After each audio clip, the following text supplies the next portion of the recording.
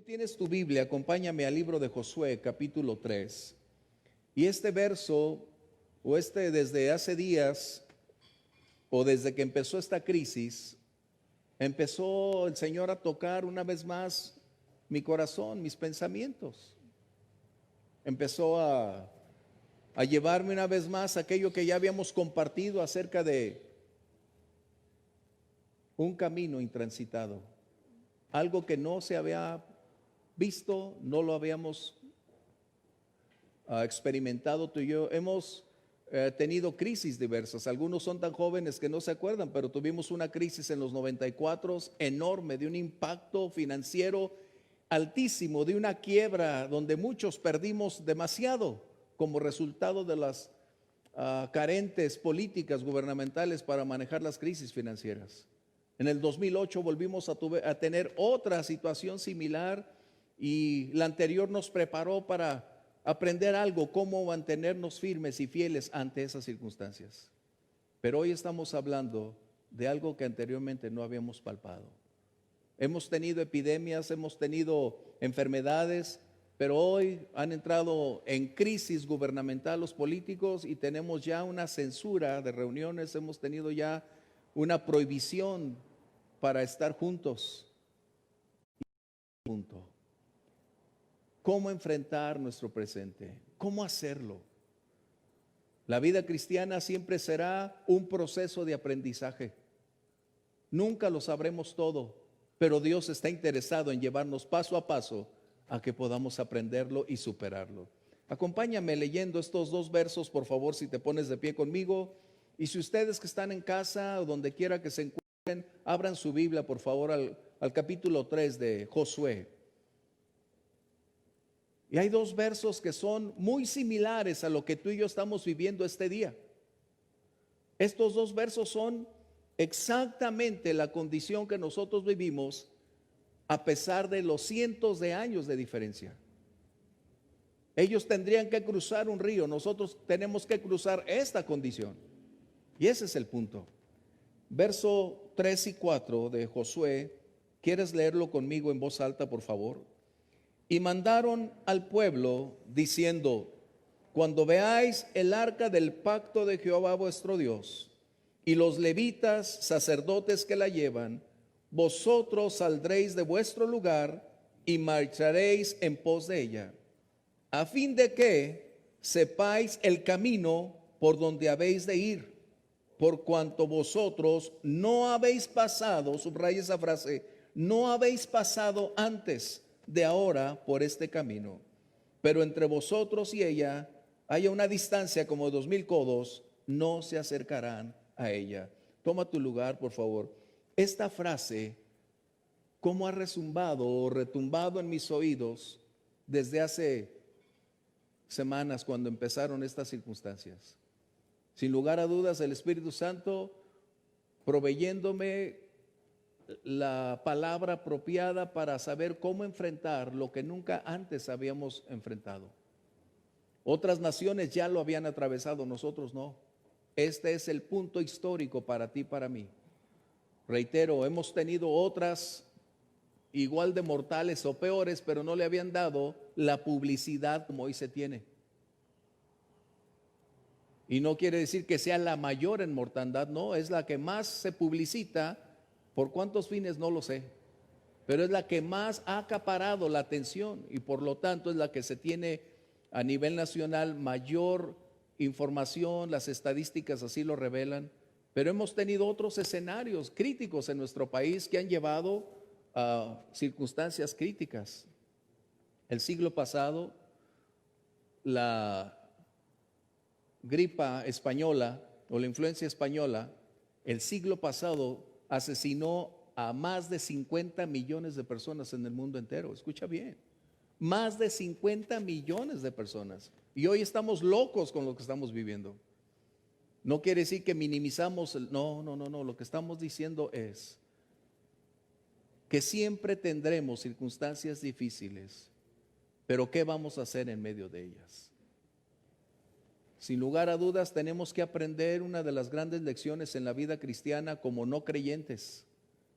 Las crisis son condiciones que van a aparecer o emerger en cada etapa de la vida, sin importar posición social o punto geográfico. Las crisis siempre van a ser un punto culminante que va a propiciar que las personas puedan sacar lo mejor o va a salir lo peor.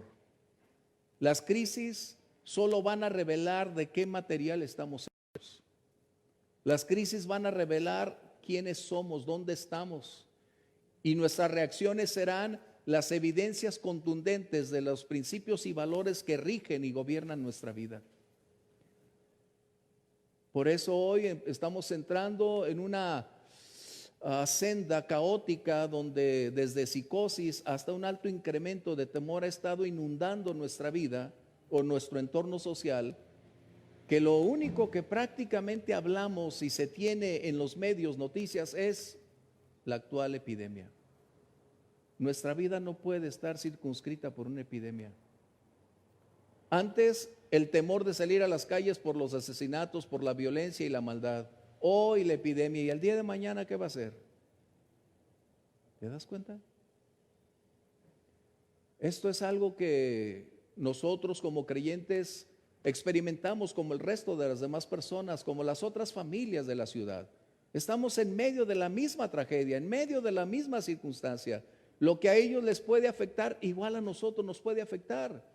Pero entonces, ¿cuál es la diferencia? Si es la misma situación dentro de la ciudad, ¿qué es lo que a ti y a mí nos hace diferentes en medio de la adversidad? Nuestra fe en Dios. Porque conocemos al Dios de la Biblia. Conocemos a aquel que dijo: no te dejaré ni te desampararé. Contigo estaré todos y cada uno de los momentos de tu vida. Qué grato. Dios no nos promete estar exentos de las dificultades, de los problemas, o en este caso, de la adversidad. Lo que Él sí prometió es estar con nosotros en y a través de ese proceso. Y eso es lo mejor que tú y a mí nos puede acontecer. Gracias, Dios. Por eso es que somos cristianos que tenemos nuestra fortaleza colocada en el sustento sólido, en el fundamento de la palabra de Dios, y no en una fantasía, no en una percepción personal, no en la voz del profeta, no en la voz del pastor, no, lo que emana de la misma palabra de Dios que nos dice qué hacer y qué no hacer. Este es el punto. Tú y yo, reitero y siempre lo he declarado, no tenemos una fe ciega, viene de la palabra de Dios. No tenemos una fe que tiene una temeridad para decir nada nos pasará, no. Tenemos que tener el balance, el que Dios nos ha colocado, pero atrevernos a creer que Dios en medio de la adversidad sigue teniendo el control de todas las cosas. Seguir haciendo nuestra vida. Hoy estamos enfrentando un panorama cada vez parece más trágico y más negro.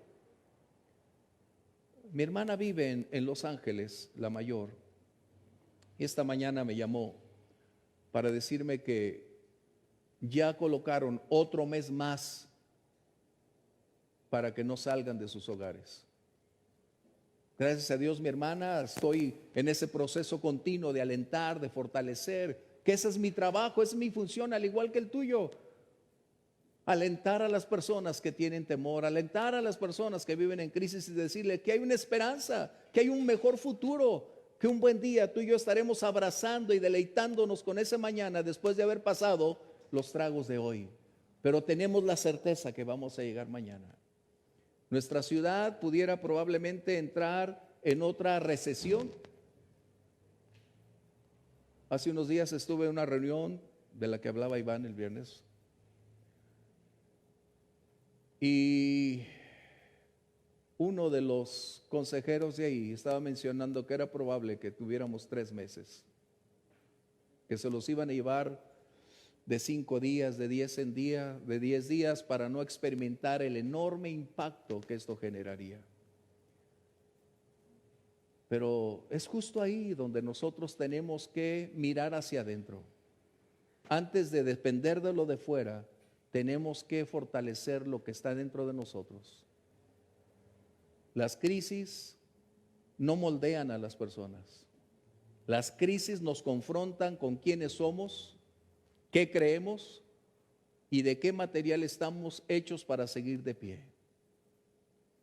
Justo aquí estamos tú y yo en una situación difícil. No depende de nosotros.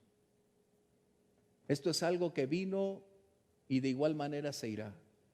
Recuerda una cosa que siempre he reiterado, lecciones que aprendí en el pasado. Nada es para siempre. Todo es temporal. Todo es temporal, nada es para siempre. Por eso dice la Biblia, a él correrá el justo y levantado será. Gracias, Dios. Este pasaje tiene una gran connotación con lo que nosotros estamos viviendo.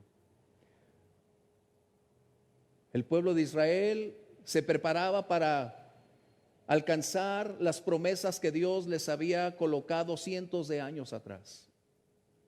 Ante ellos se abría un panorama un poco oscuro como resultado de tener que cruzar y enfrentar una ciudad llamada Jericó, amurallada con ejércitos y con un alto grado de peligrosidad. Israel no era conocido por ser un pueblo guerrero, un pueblo de guerra. Ellos dependían de la fidelidad de Dios para seguir adelante. Pero ellos estaban ahora en una decisión. Había que cruzar un camino no antes transitado. No había huellas cómo haber llegado, salvo los dos espías que aún estaban ahí vivos, que habían cruzado, y ellos podían decir con toda certeza, Dios es fiel. Y hoy tú y yo tenemos testigos en el pasado que nos seguirán diciendo, Dios es fiel. Pase lo que pase, Dios sigue siendo fiel.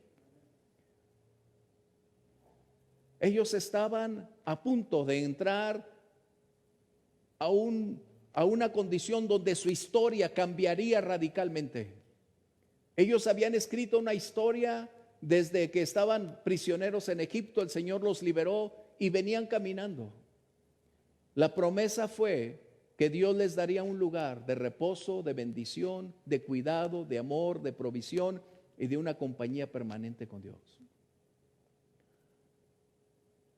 Israel había enfrentado casi 40 años atrás una misma circunstancia similar. Ellos cruzaron el Mar Rojo, pero no aprendieron la lección.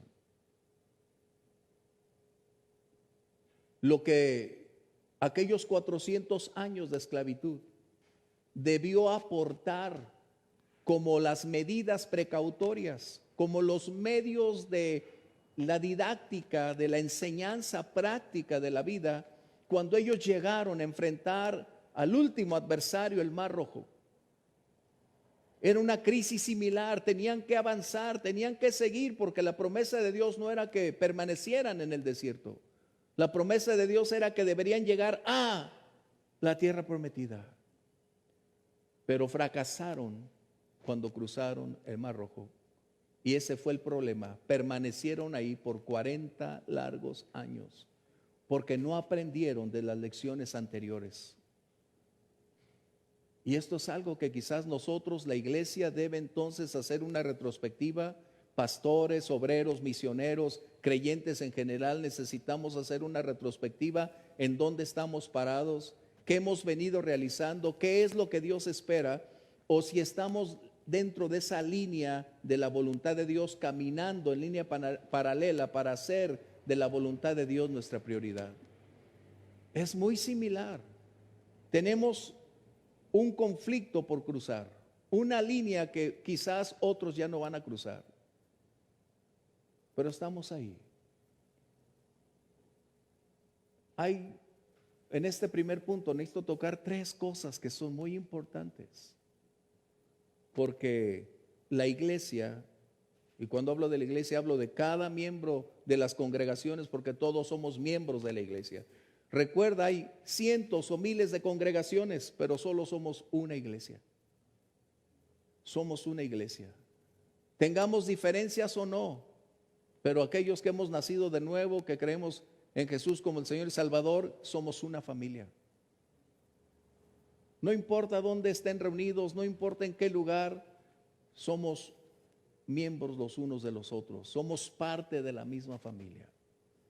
Pero hay 3 cosas que esta situación que estamos enfrentando nos ha colocado para que podamos recapitular, mirar hacia atrás y extraer las lecciones que pueden ser muy importantes, no solo para ti y para mí, sino para nuestros hijos, nuestros nietos, que el día de mañana ellos también van a enfrentar sus propios problemas, sus propias circunstancias, y vayan a decir cómo lo enfrentaron sus padres, cómo enfrentaron sus abuelos la terrible condición que vivieron.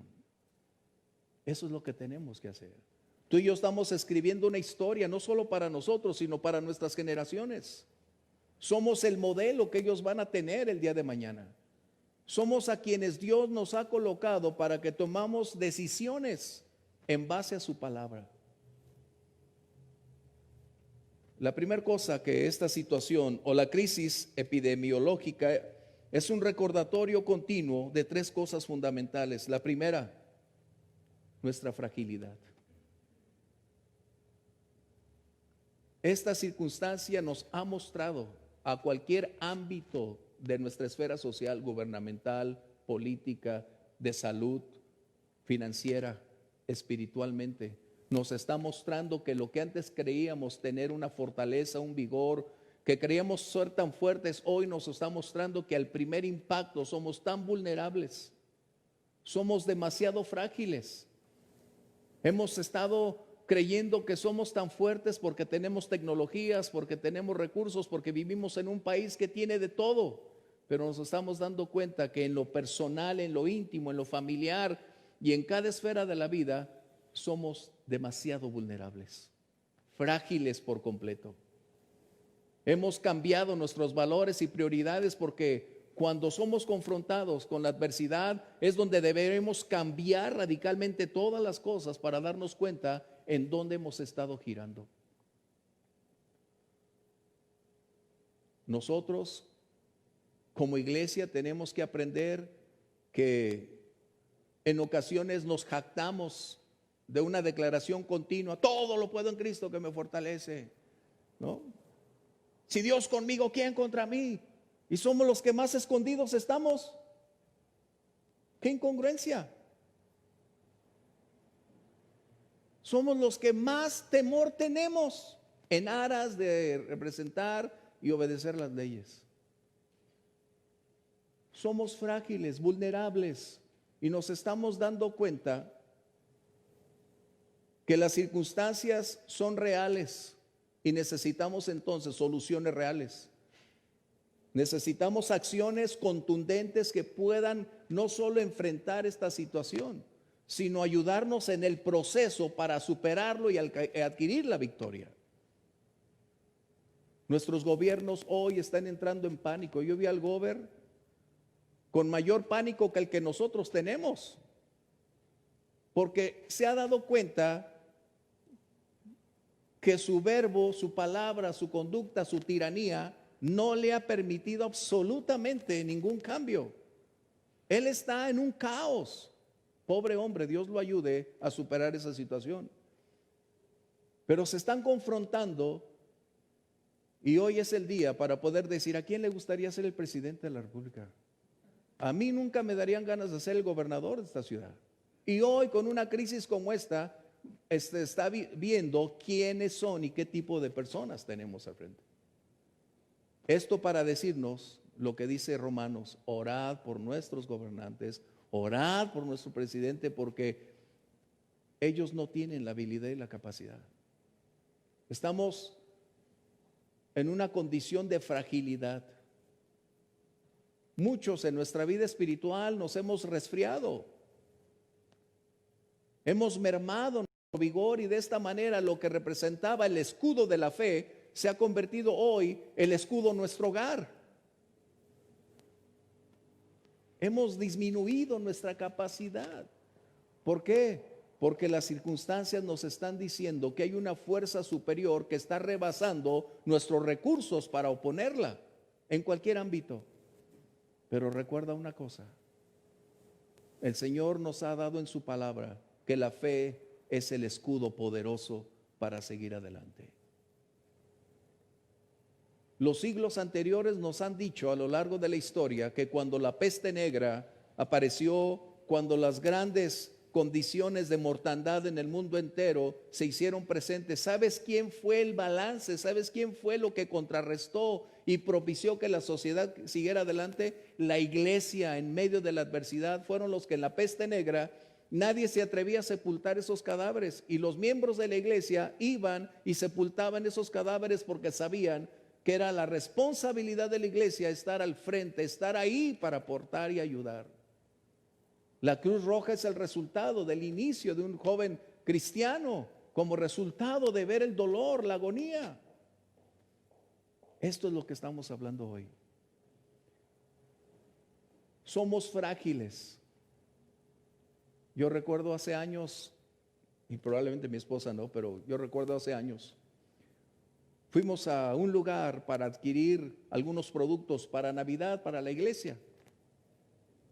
Y entramos a una tienda. A mi esposa le gusta el cristal, le gusta entrar y ver el cristal ahí, sonido bonito, las luces. Y yo por acá con las bolsas, ay Dios mío, le sigo, no le sigo, paro. Y mi esposa, vuelta y vuelta. Y había un letrero ahí que decía: nuestros mejores clientes en este lugar son los niños. Lo tocas, se cae y lo pagas. Así es. Así es. Somos frágiles. Tenemos que entender como creyentes que no somos super creyentes.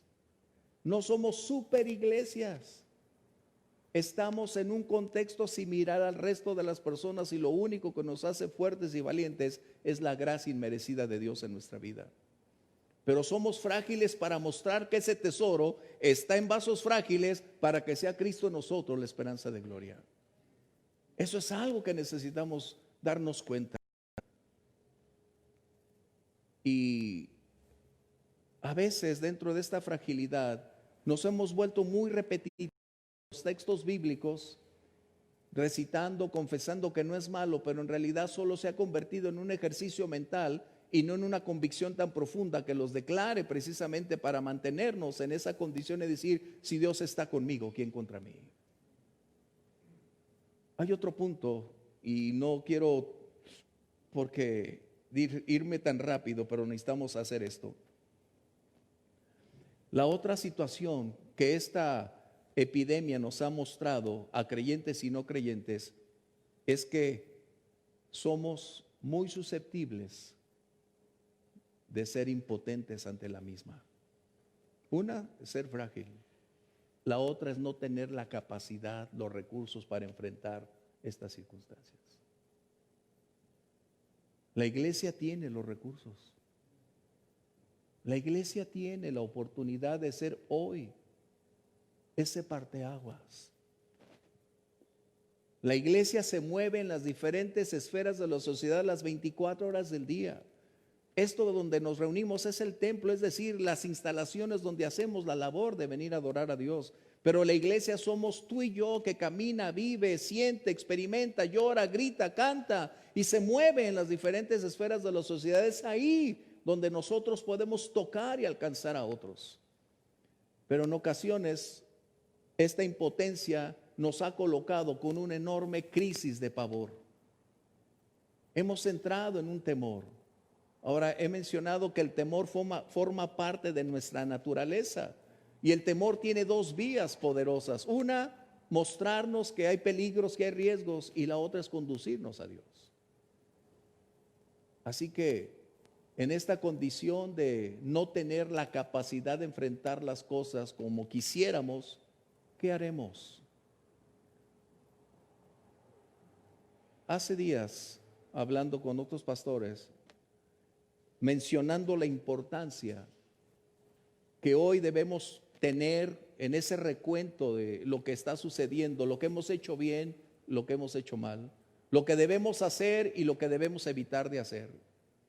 Hemos tenido los valores en la sociedad totalmente alterados.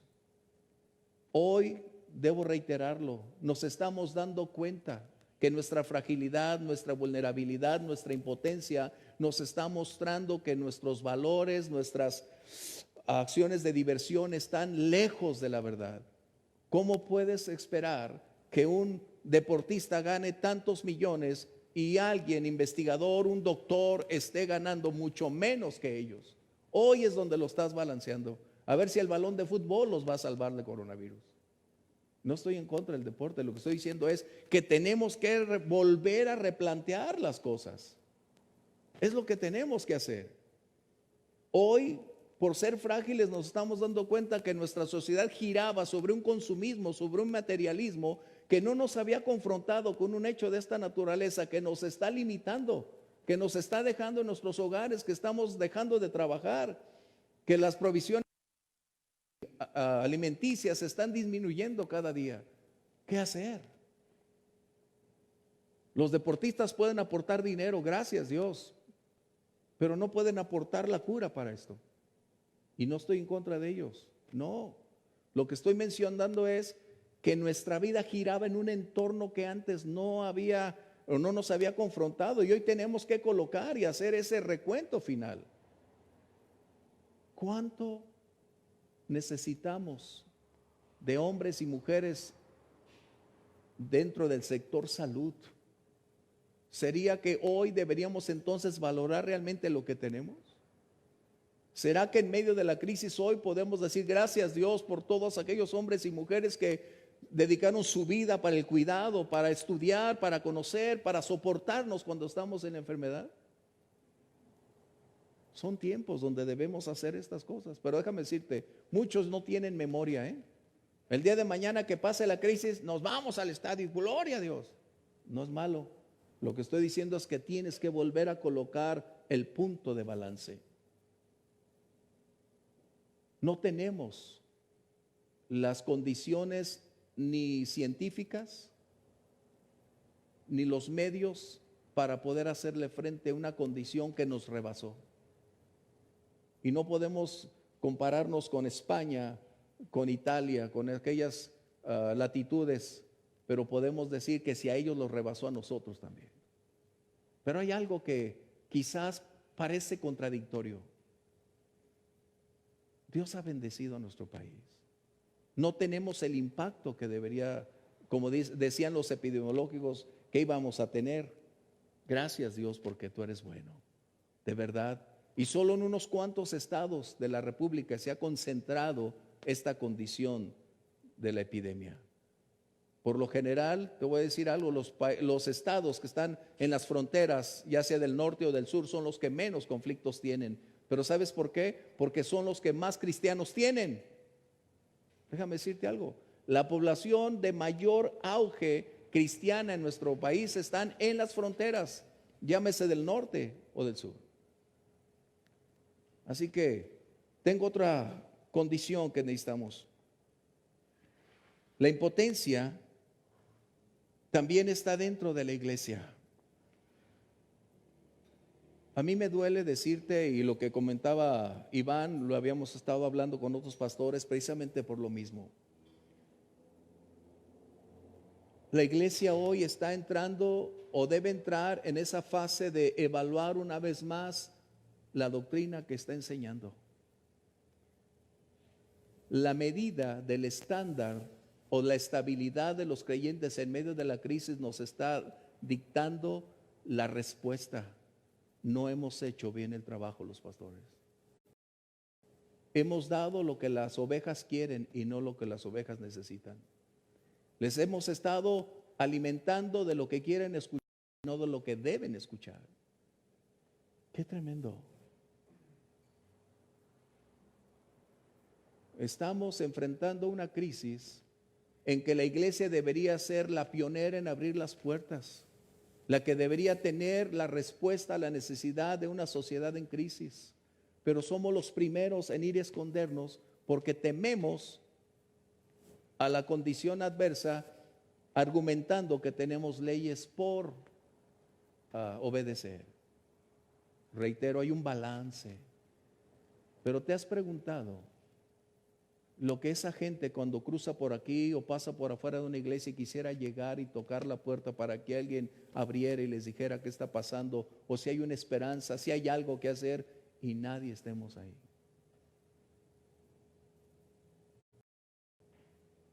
Estamos enfrentando tiempos muy difíciles. Y es tiempo de que nosotros como creyentes hagamos el balance de estas cosas, que somos frágiles, vulnerables, que somos impotentes ante circunstancias y principalmente cuando nos hemos refugiado en nuestras doctrinas y hoy nos estamos dando cuenta que no funcionan. Hoy déjame decirte, he hablado con una gran cantidad de personas, pastores como creyentes, y la gran mayoría está en crisis. Increíble. Pero tenemos un alto grado de crisis dentro del cristianismo, cuando debería ser lo opuesto. Deberíamos tener lo opuesto.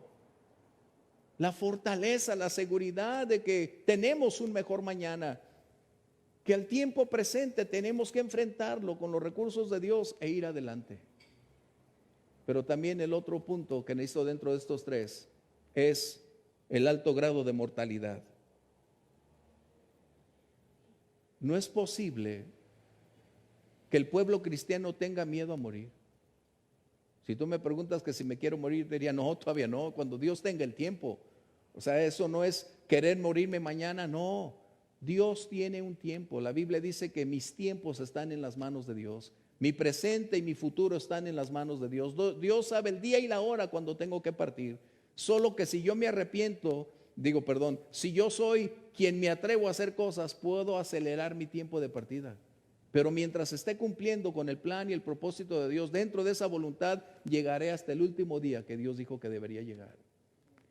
Tenemos un miedo, un pavor a la muerte. Esto nos está diciendo en el libro de Santiago, capítulo 4, verso 14, si lo tienes. Es muy importante para que tú lo puedas leer también. Es un continuo recordatorio la muerte de nuestro tiempo tan breve para estar sobre la faz de la tierra. No sabemos el día ni la hora. Dice aquí, cuando no saben lo que será mañana. Porque, ¿qué es tu vida? Una neblina que se aparece por poco de tiempo y luego se desvanece, es decir, la temporalidad de nuestra existencia sobre la faz de la tierra. Esta condición de epidemia nos está mostrando también una gran verdad, que somos tan pequeños ante nuestro paso sobre la faz de la tierra. La mortalidad está tomando hoy a las personas como la gran condición para evitarla. Si algo va a suceder en nuestra vida desde que nacemos, es lo opuesto. Vamos a morir. Ese es el mensaje que la Biblia necesita continuar, llevar adelante. Como creyente, si tú cerraras hoy tus ojos, ¿estarás seguro de abrirlos en la presencia de Dios? Yo espero que sí, ¿eh? Yo espero que sí. El apóstol Pablo dice en Filipenses 1:21, si lo tienes, por favor.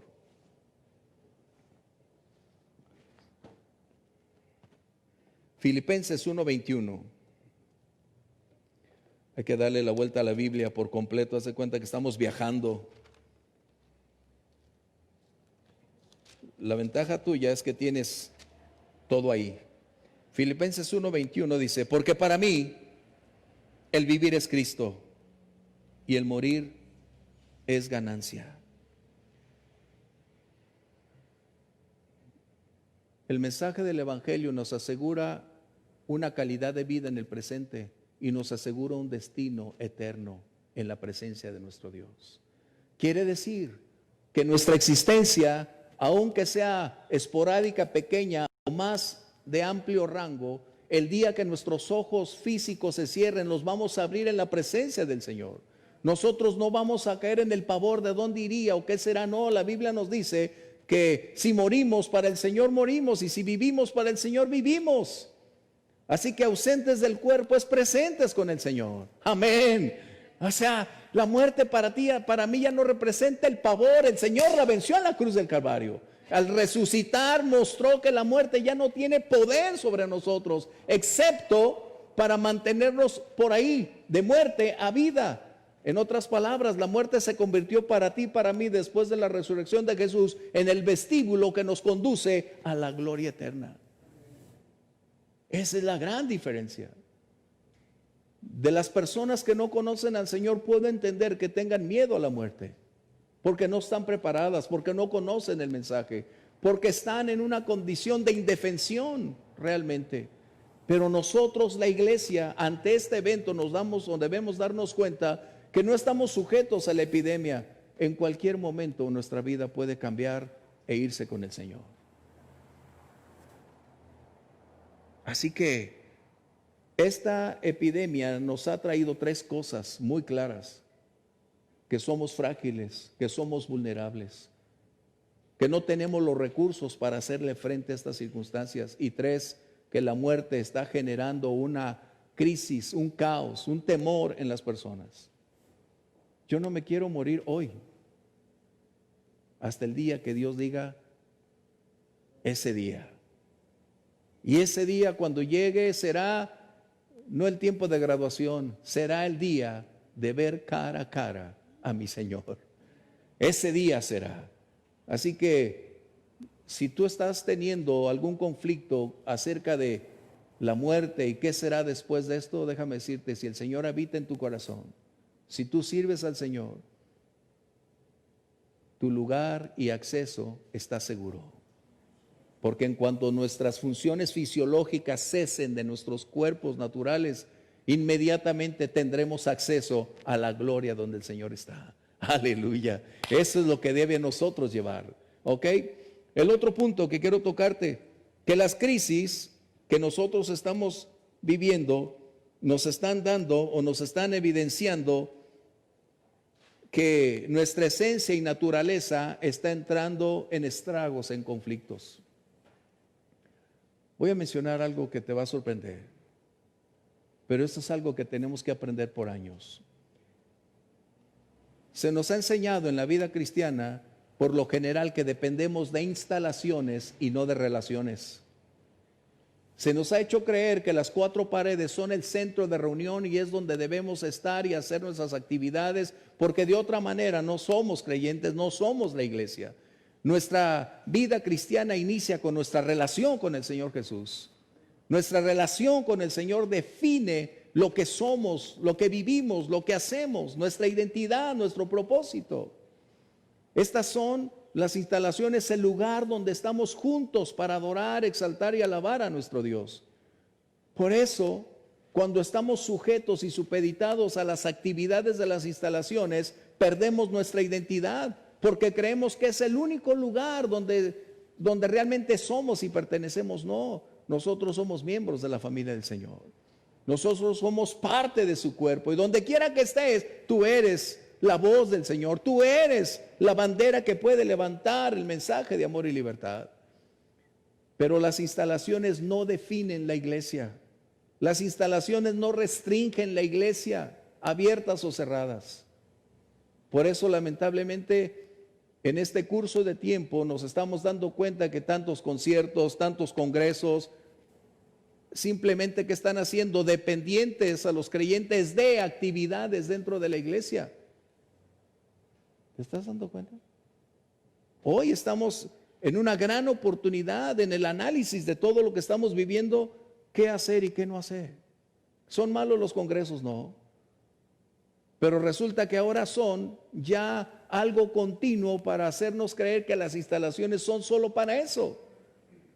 Y vivimos dentro de un contexto de actividades que, lejos de permitirnos ser lo que somos, nos hace dependientes de lo demás para saber que estamos dentro del grupo. No.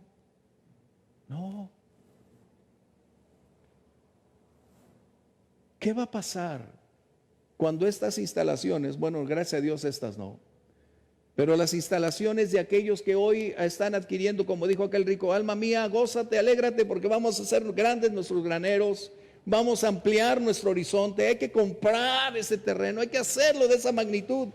¿Y qué si no volvemos al mismo esquema de vida anterior? ¿Te has puesto a pensar? porque se les ha hecho creer que ellos dependen de un lugar y no de una persona que es nuestro Dios. La vida cristiana entonces es el resultado de una inminente relación con nuestro Dios. La medida de tu comunión con Él va a determinar tu estabilidad y fortaleza espiritual. Es justo ahí donde emerge ese cristianismo, ese proceso donde tú decides estar con el Señor. Los discípulos le dijeron, enséñanos a orar.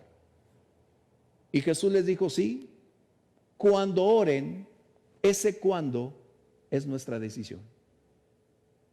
Nos pueden enseñar a orar, pero nosotros decidimos cuándo. ¿Qué diferencia?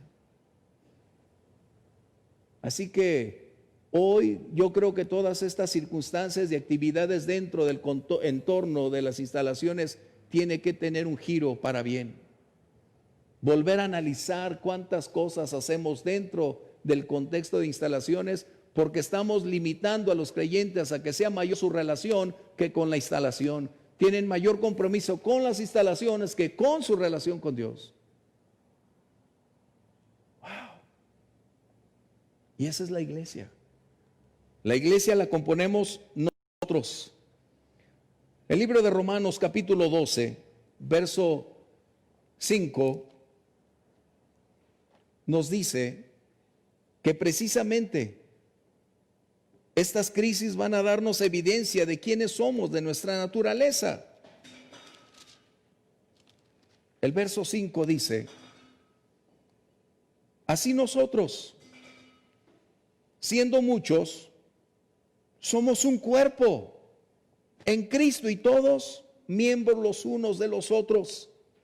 Es decir, nosotros pertenecíamos más a una instalación que a un cuerpo que llamamos la iglesia. Tú y yo somos miembros de un cuerpo. Hay una diversidad de miembros, pero todos somos uno en él. La iglesia es un cuerpo.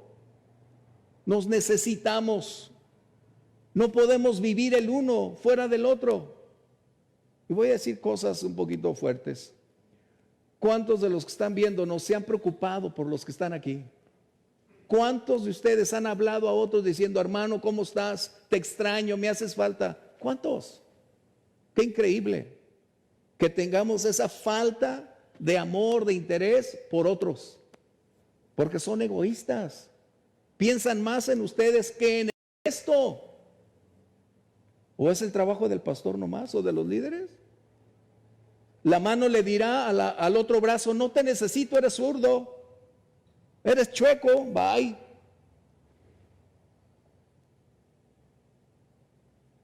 Qué silencio, ¿no?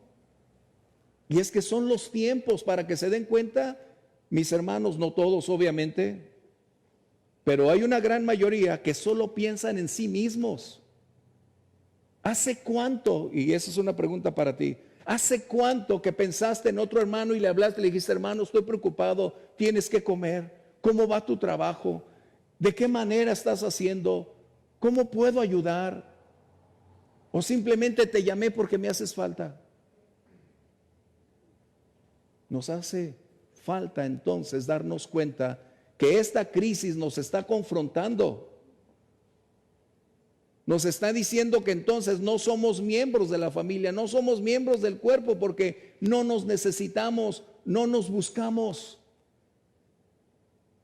Nosotros no cerramos la iglesia, déjame decirte.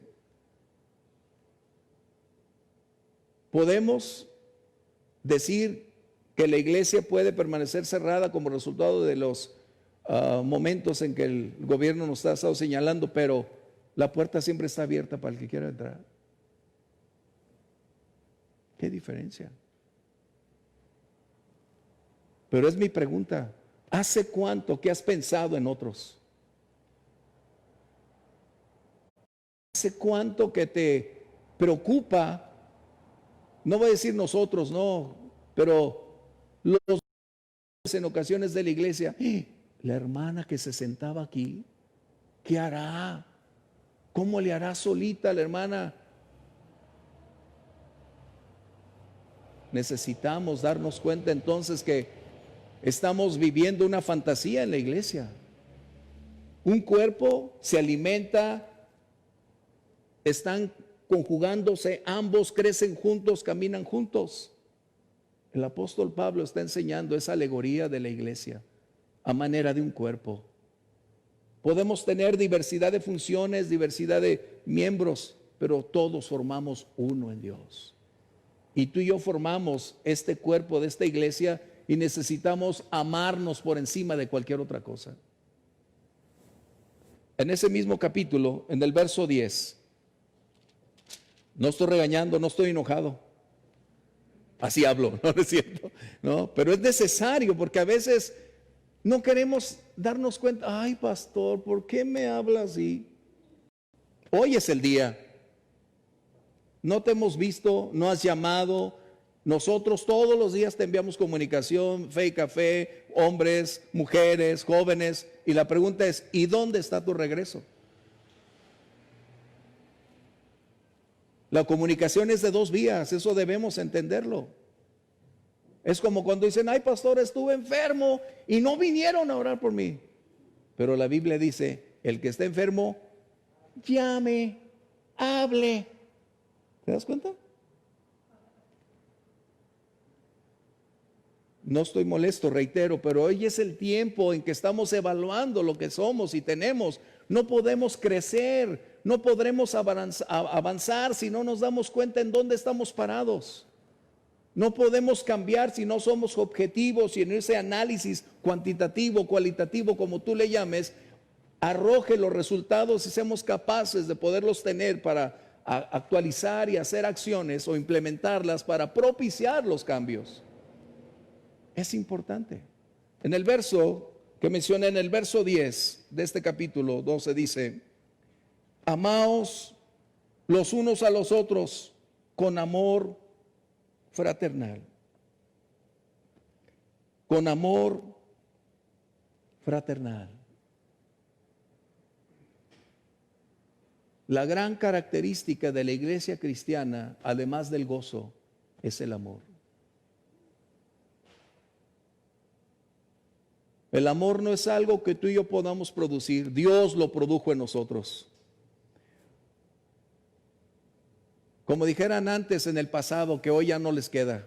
No soy monedita de oro. No todo el mundo quisiera la monedita de oro hoy, ¿verdad? Pero Dios nos ha dado a cada uno de los miembros de su cuerpo la capacidad de amar. Tenemos un potencial enorme para amar. Pero si tú no lo permites fluir, siempre será potencial, no será realidad. Somos llamados a amarnos, a frecuentarnos, a propiciar esa relación más profunda. Necesitamos procurarnos más, visitarnos, tener una relación, procurar esa comunión. Dice la Biblia que en cuanto a honra, prefiriéndonos nosotros unos a los otros. Este tiempo nos está mostrando el grado de amor que tenemos y el grado de compromiso que tenemos para con la iglesia. Es decir, no las instalaciones, reitero, sino con cada miembro de la congregación.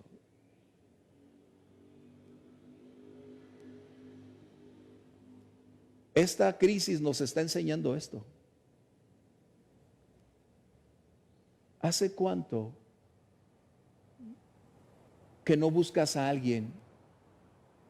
¿Hace cuánto elevaste una oración a favor de otro miembro de la congregación para llevarlo ante Dios porque lo extrañas, porque no lo has visto, porque no sabes cuál es su condición actual, porque desconoces cómo la está pasando este tiempo? La iglesia debe ser conocida por el amor. Y no es el amor que cuando nos vemos al inicio, al salir del servicio, nos damos un abrazo, un beso. Bueno, ahorita no, ahorita de retirado, ¿no? Pero parece ser que hasta ahí llegó nuestra relación, cuando en realidad debemos forjar las mejores amistades para nosotros, para nuestros hijos y para el futuro también. Debo decirte algo, hace años tuvimos una gran cantidad de estudiantes de medicina de Puerto Rico en la iglesia. Y los tuvimos por años, 5 años. Eso nos permitió forjar una relación, crecer, caminar, compartir juntos tiempos difíciles, tiempos de alegría, estar cada vez más intensamente relacionados. Y aunque el día de hoy ellos están en su país, debo decirte que tenemos esa continua relación. Y ahora Raquel, que está, mi hija que está en Orlando, ella hoy está teniendo una mayor comunión con ellos como resultado de lo que hicimos en el pasado. Esto es algo que necesitamos recordar. ¿Hace cuánto que no nos amamos? ¿Hace cuánto? Yo puedo orar que Dios nos dé amor, pero si tú y yo cerramos el corazón, nada va a entrar. Si lo hacemos de teflón, Señor, que sea como teflón, que caiga y se resbale. No, el amor es una expresión natural, es algo que brota, es una palabra que fluye, es una intención de abrazar inmediatamente, es algo que no puedes contener.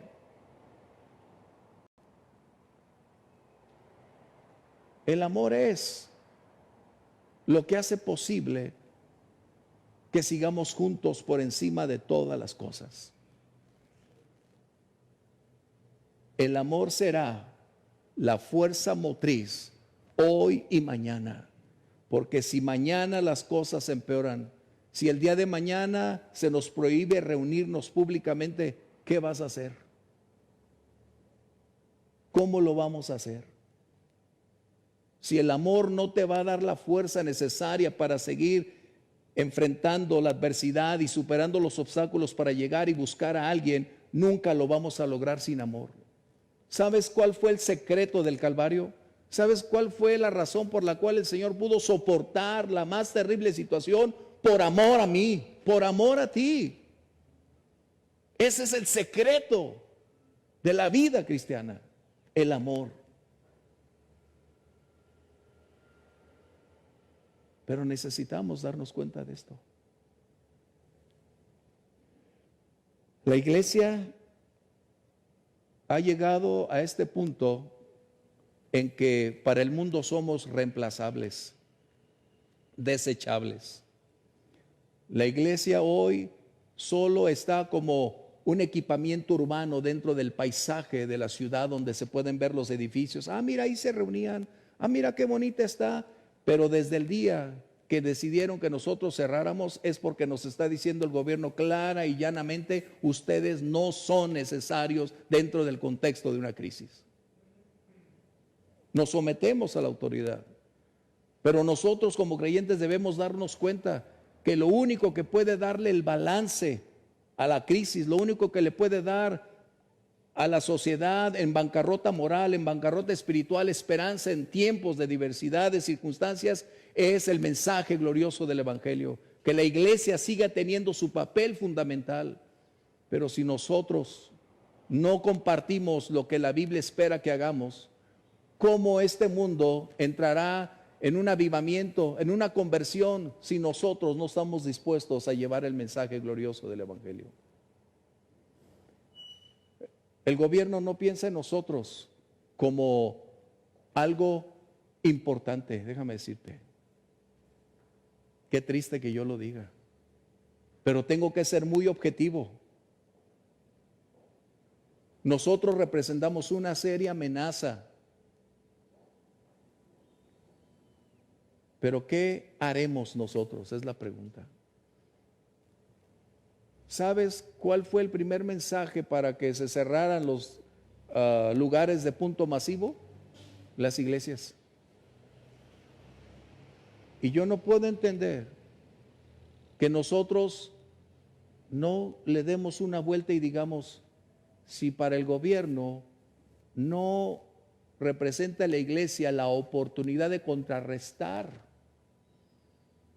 la agonía, el temor, la ansiedad que las personas están experimentando, ¿quién ayudará a este gobierno a salir adelante? ¿Quién levantará a los que están caídos? ¿Quién les dará aliento? ¿Quién les llevará una palabra de fortaleza? ¿Quién será el hombro donde ellos puedan apoyarse para ir adelante? La iglesia, en términos generales, está pensando más en sí misma que en su identidad y el propósito para el cual fuimos nosotros colocados aquí ahora. ¿Tú crees que somos un accidente de Dios que estemos en este tiempo enfrentando esta epidemia? ¿Tú crees que Dios se equivocó al dejarnos a ti y a mí en este lugar para enfrentar ese monstruo? No. No. La Biblia nos dice que Dios tiene el control. Dios tiene todas las cosas en su mano. Así que nosotros hoy seguiremos orando desde nuestro gobierno, presidentes, gobernantes, pero también necesitamos orar para que la iglesia realice su labor ante una crisis que estamos experimentando nacionalmente. Si para el gobierno la iglesia representa solo una parte del entorno urbano, qué tristeza. Pero ¿qué cuando quieren votos de los miembros de la iglesia? ¿Ah? Pero me extraña que los pastores se hagan amigos de esos amigos. ¿Ah?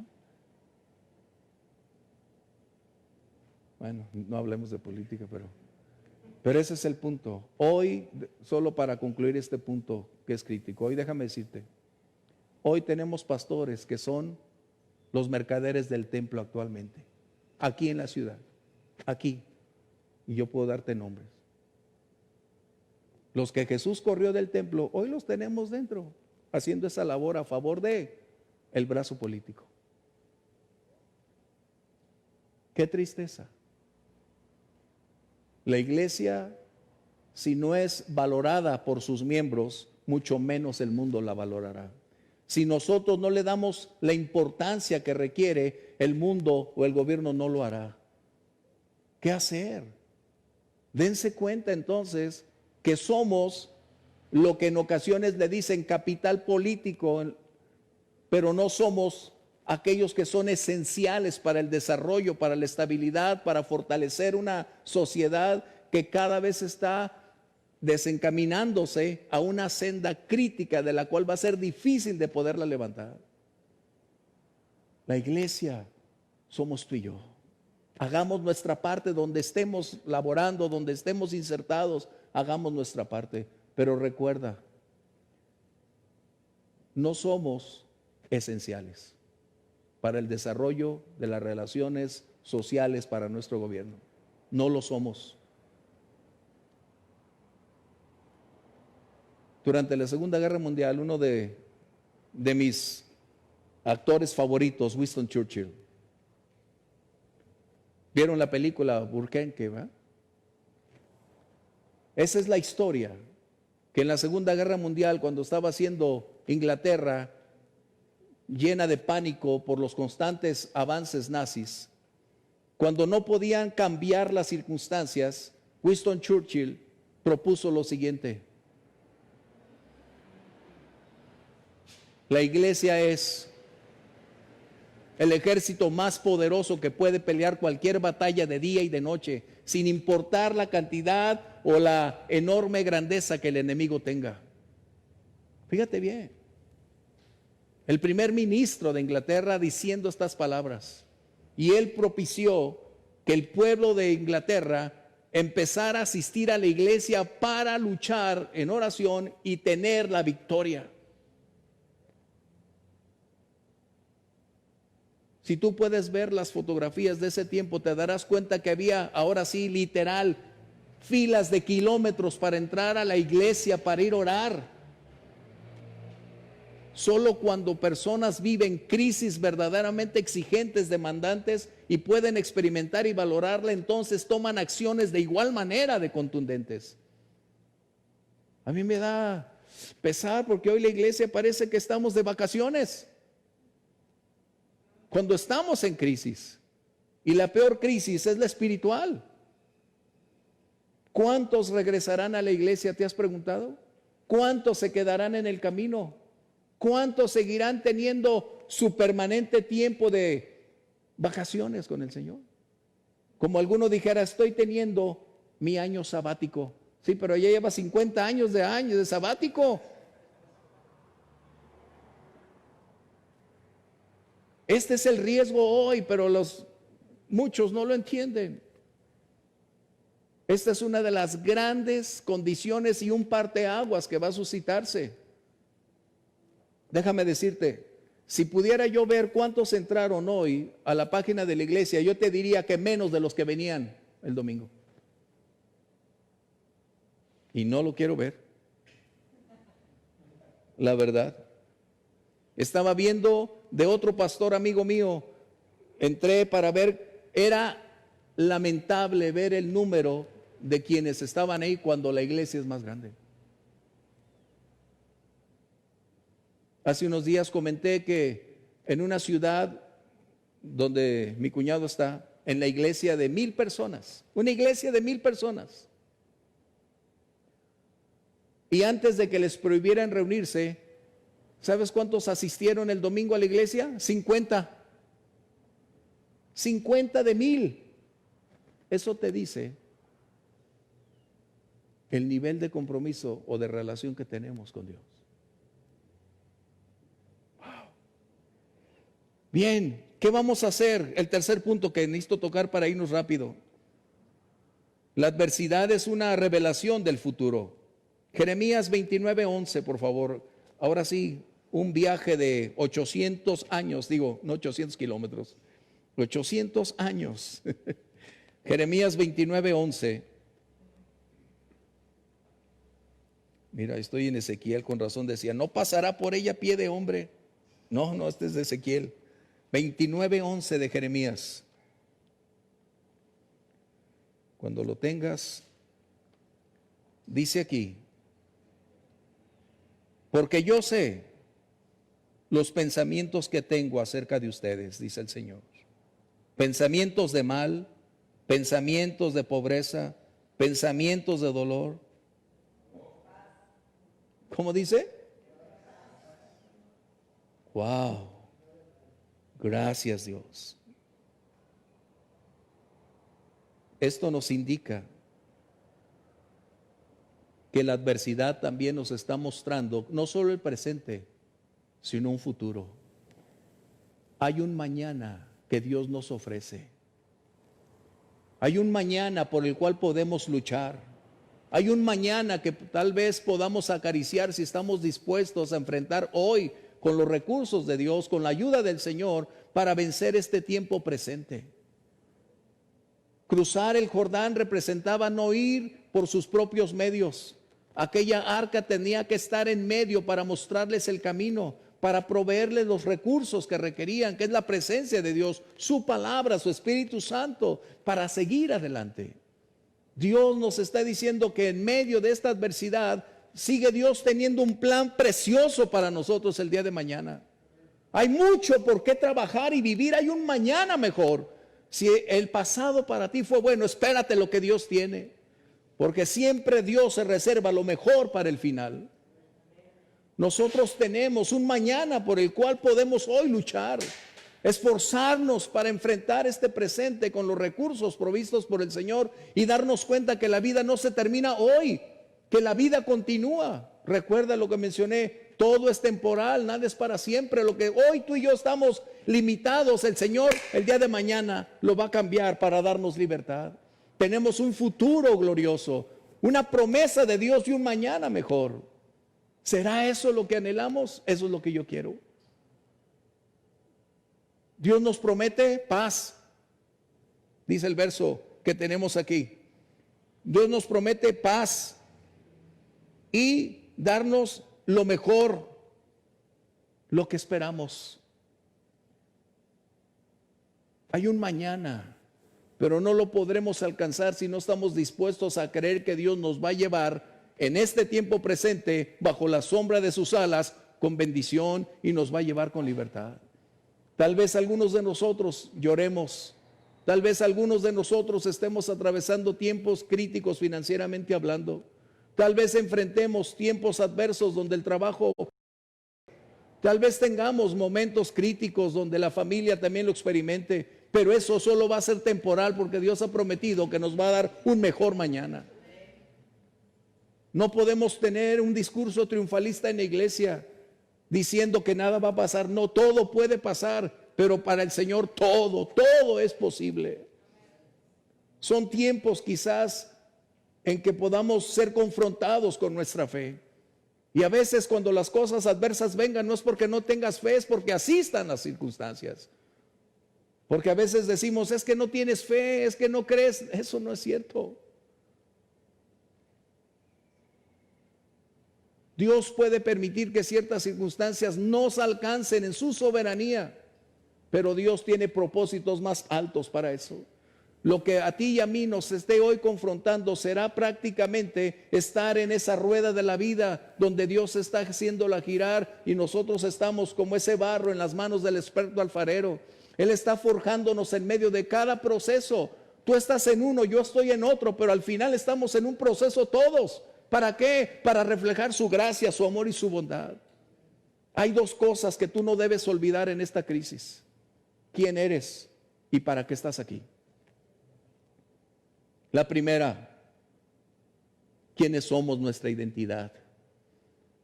Nosotros somos hijos del Señor, somos miembros de su familia, somos parte de Él. Nosotros somos hoy a quien Dios ha colocado para ser el canal de transmisión de la verdad y del amor a esa gente que no le conoce. Pero debemos estar seguros quiénes somos, porque de otra manera no lo haremos. Tú eres precioso, preciosa, tú eres escogida por el Señor, tú eres lo más bello que Dios tiene, tú eres la más hermosa que Dios tiene. Tú eres su gran tesoro. Dice la Biblia que eres como la niña de sus ojos. Esa es tu identidad. Cuando tú sabes quién eres, no hay ningún conflicto con nada. No tienes que inclinarte a otros, no tienes que buscar pertenecer a un grupo, porque eres tú único o única en el Señor. Eres lo mejor que te pudo haber acontecido, ser hija de Dios, ser hijo de Dios. El segundo punto, el propósito para el cual estamos aquí. Dios nos pudo haber salvado y llevado al cielo.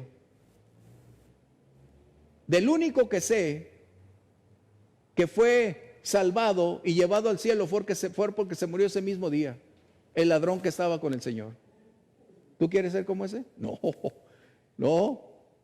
Dios nos ha dejado aquí con un propósito. La Biblia nos enseña mínimo dos: que la iglesia va a preparar a los santos para el desarrollo en el ministerio, para realizar esa labor de ir y hablar y predicar. Y la segunda, ir y hacer discípulos.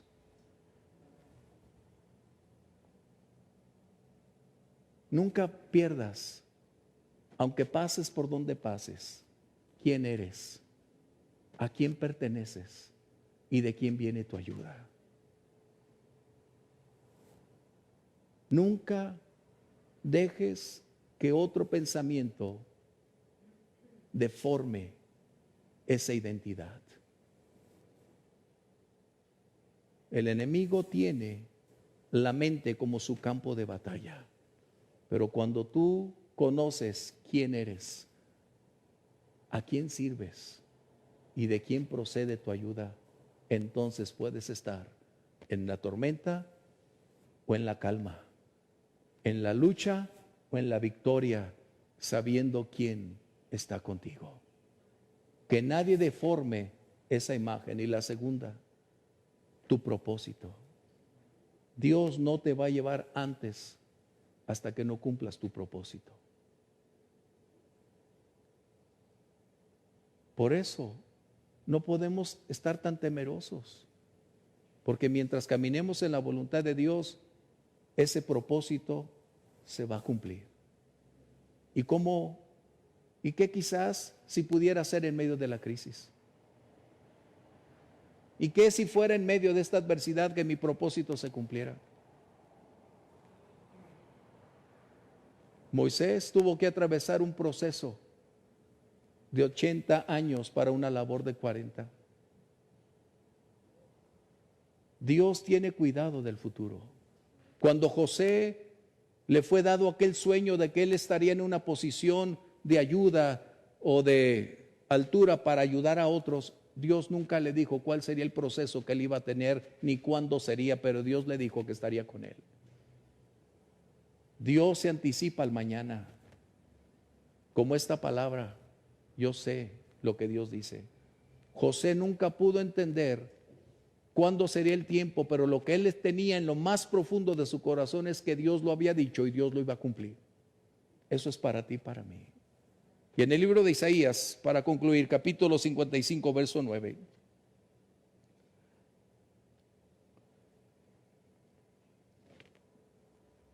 Como son más altos los cielos que la tierra, así son mis caminos, más altos que vuestros caminos, y mis pensamientos más altos, más profundos que los tuyos. Dios tiene un plan por encima de lo que vivimos hoy. Su propósito no se circunscribe a las circunstancias externas de nuestro país. Dios no está restringido ni por nuestra situación financiera, ni nuestra situación de enfermedad o posición geográfica. Dios tiene tan claro lo que va a hacer, que a veces nos va a sorprender, porque en medio de esas adversidades donde muchas veces Dios hace que las cosas sucedan. Cruzar el Jordán entonces sería arribar a una nueva etapa de la vida. Haber aprendido las lecciones del pasado para que no sean limitantes en nuestro temor de lo que va a suceder el día de mañana. Cruzar representaba para el pueblo de Israel un punto sin retorno. Es decir, cruzar ese río ya no habría forma de regresar, tendrían que seguir adelante, avanzando hasta que Dios les diera lo que había prometido. Y nosotros estamos aquí hoy a punto de pisar algo que nunca antes habíamos pisado o experimentado. Pero aquellos dos espías dijeron: Dios es fiel, Dios es bueno, la tierra donde nos lleve es mejor que esta. Y esa va a ser mejor, déjame decirte. Y todavía podemos escuchar las voces de aquellos que han estado en peores circunstancias que nosotros y han dicho y estarán diciendo: Dios tiene un plan más alto todavía. Gracias a Dios por permitirnos reunirnos hoy, tener las instalaciones. Gracias a Dios por tener también la tecnología para comunicarnos y estar a través de ella. Así que no desistamos de seguir adelante. Vamos a ponernos de pie, te invito. No desistamos. Los creyentes o la iglesia no se trata de hombres y mujeres valientes. La iglesia se trata de una persona y su nombre es Jesucristo.